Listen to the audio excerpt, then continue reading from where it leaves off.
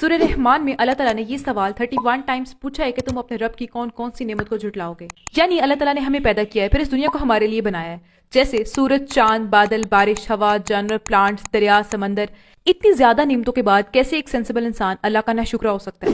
قرآن کا پہلا چیپٹر الحمدللہ سے سٹارٹ ہوتا ہے، جس کا مطلب ہے تمام تعریفیں اللہ تعالیٰ کے لیے ہیں.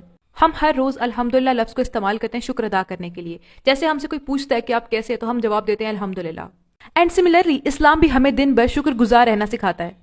اور حضرت ابراہیم علیہ السلام نے اللہ تعالیٰ کی نعمتوں کو بہت خوبصورت طریقے سے بیان فرمایا ہے، جس کو سورہ الشورى کی آیت نمبر 78 سے 75 میں بیان کیا گیا ہے. ترجمہ: جس نے مجھے پیدا کیا ہے اور وہی مجھے رستہ دکھاتا ہے، اور وہ جو مجھے کھلاتا ہے اور پلاتا ہے، اور جب میں بیمار ہو جاتا ہوں تو وہی مجھے شفا دیتا ہے، اور وہی ہے جو مجھے موت دے گا اور پھر مجھے دوبارہ زندہ کرے گا، اور وہی ہے جس سے میں امید رکھتا ہوں کہ قیامت کے دن میرے گناہ بخشے گا.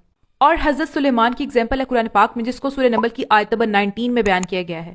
ترجمہ: اے پروردگار، مجھے توفیق عطا فرما کہ میں شکر ادا کروں تیری اس نعمت کا جو تو نے مجھے اور میرے والدین کو عطا کی ہے، اور یہ کہ میں اچھے اعمال کروں جن سے تو راضی ہو، اور مجھے داخل کرنا اپنی رحمت سے اپنے نیک بندوں میں. اور سورہ نساء کی آیت نمبر 147 میں اللہ تعالیٰ نے ہم سے ایک سوال پوچھا ہے. ترجمہ: اللہ تمہیں سزا دے کر کیا کرے گا اگر تم شکر گزاری کرتے رہو گے اور با ایمان رہو گے.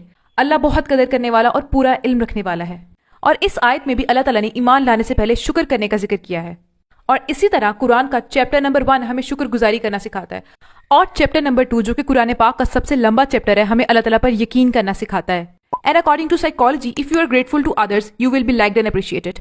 And if you're a person جس میں gratitude اور thankfulness نہیں ہے تو آپ کو کوئی پسند نہیں کرے گا.